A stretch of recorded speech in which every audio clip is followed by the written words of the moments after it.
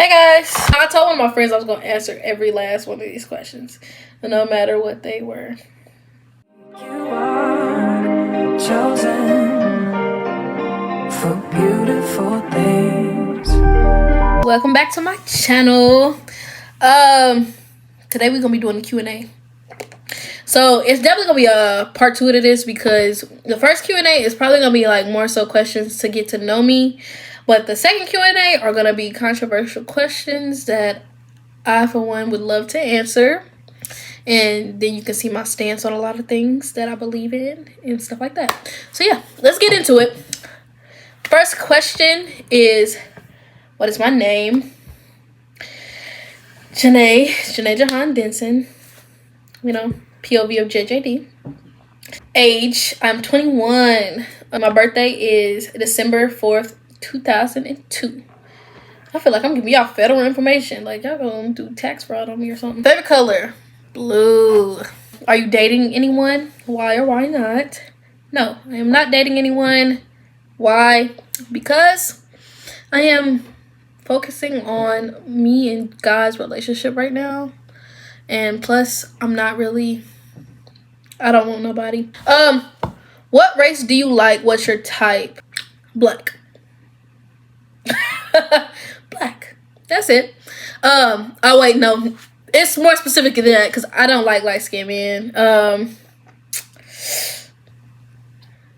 mean, I've had one or so, but I don't like light skinned men. Yeah. A living person you miss the most. I probably have to say my sister. I miss my sister. That's my dog. Where do you go to school and what for? I go to Concordia St. Paul, currently not for very much longer though. And I major in Christian ministry. I'm planning to transfer, but still continue on my Christian ministry journey. And no, I'm not trying to be a pastor, but you know, I'm going with it, whatever will God has for my life. What did you want to be when you grew up? Initially, I wanted to be an artist, but yeah, that obviously did not happen. I do still love doing art though. After that, when I actually started realizing what life was, I wanted to be an occupational therapist. Obviously, I am not that, but I still love psychology. What's the best piece of advice you've ever received? You can't trust anyone but yourself and God, and 9 times out of 10, you can't even trust yourself. How many tattoos do you have, and what are they? I have 6 tattoos, 3 on each side of my body. I'm not showing y'all all the tattoos, but this one's like, you know, my first tattoo right here. It says, I am enough. I have a tattoo on my arm that says, love yours. If you're a J. Cole fan, you know what I'm talking about. I have a thigh piece. It's like a sunset, palm tree, clouds in the sky, galaxy, but the whole concept of what it was, like, as to why I got it and designed it or whatever, was because, you know, Black women are the world. So yeah. Then I have one on my ankle. It's a matching tattoo with my roommate. I don't have a roommate here, but like, you know, my roommate, she know who she is. That's my dog. Yeah, and then I have a tattoo on my leg area. A sun and a name. Anywho, name one song you think no one takes seriously enough. Not gonna lie, I love music, so it's a lot of songs I feel like nobody is like really taken seriously enough. I literally, every time I play a song I love, I'm gonna say, what did he say? What did they say though? That's like my number 1 line because y'all don't be hearing them. But yeah, I might make a playlist video because I have a pretty wide variety of music that I listen to. What song do you know every word to? Can you sing it right now? I know a lot of songs word for word, bar for bar, but Love Yours in particular, I'm not going to perform that for y'all though, but Love Yours in particular, I know every last word to that song without the song having to be played. I could do it right here, right now, but I'm not doing that. Yeah, I realized that after I got the tattoo on my arm, because when I was getting the tattoo on my arm, I was laying on the table and literally I was singing the song word for word, bar for bar, without the music in the background until the tattoo was done. What person has made the biggest impact on your life and how? The biggest impact on my life? God. I mean, but y'all want a real answer. That is a real answer. But my granddaddy's my hero.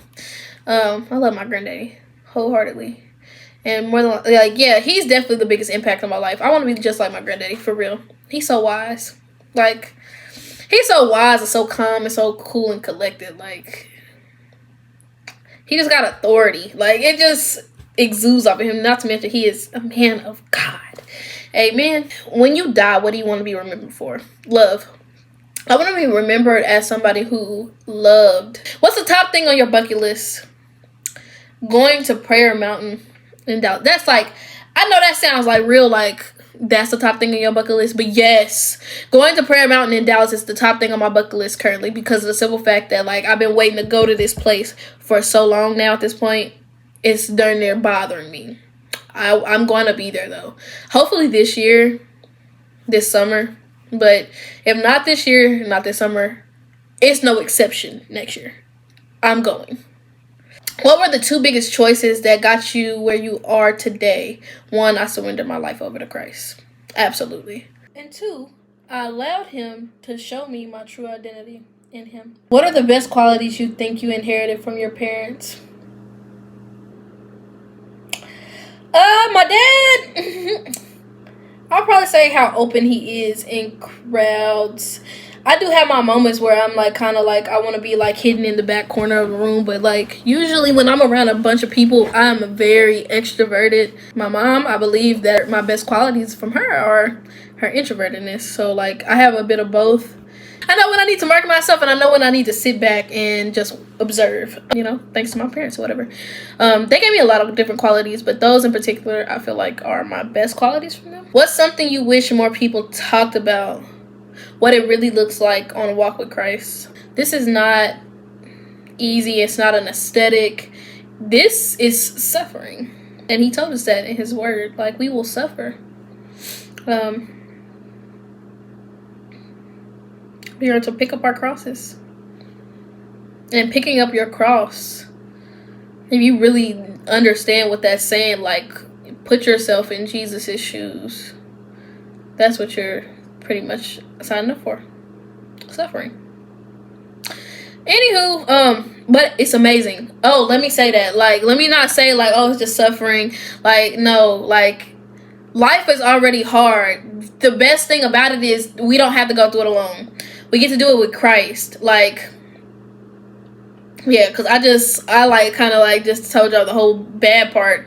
Well, it's not bad. Like, because that has nothing to do with Christ. Like, that ain't his fault that life is crappy. That is mankind's fault. But we're not even going to get into that right now. But he gave his son so that we might have a chance to live. You know? And I am forever grateful for that. And I love him dearly because he first loved me. Amen. What God do I miss? Are y'all trying to be funny? Like, was you trying to be I think you were trying to be funny, actually. Because I know who asked that. I don't know. The person that asked this question, he wants me to say him. But I just...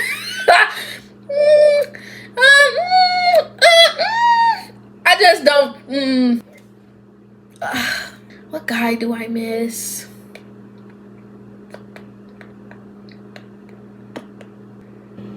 I'm going blank here. My best friend, yeah. Anywho, have you always been holy? No. To be holy is to be whole. So no, I have not always been holy. I've always believed in God though. But I wasn't dedicated or committed. Like, I hadn't surrendered my life over to him until like maybe about, 3 years ago. But also, in me saying that, y'all, this is a continuous thing. You will have to wake up every morning and surrender your life over to Christ. You have to wake up every morning and give God your yes. Yeah. It's not just a one-time thing. Who was you on the phone with at 12:38 a.m. March 1st, 2024? Caleb. You really get on my nerves. But I was on the phone with Caleb, my friend Caleb, and I was also on the phone with my friend Monty. What's your vision for your YouTube channel? I really don't have one. Honestly, I enjoy recording myself. I enjoy living my life like I'm being watched. Because I feel like there's always cameras around me, for real, honestly. Because the stuff that be going on, boy, I tell you. Where are the cameras? I really don't have like a big vision for it or nothing like that. I mean, it's just like, you know, I want to post videos of me living my life. And whoever watches, whoever connects with it, you know, I'll generate a family off of this and we get to do life together. I don't know. Yeah, the other questions are the controversial questions that will be up probably next week. Thanks for tuning in and go build the kingdom. Caught up in comparison.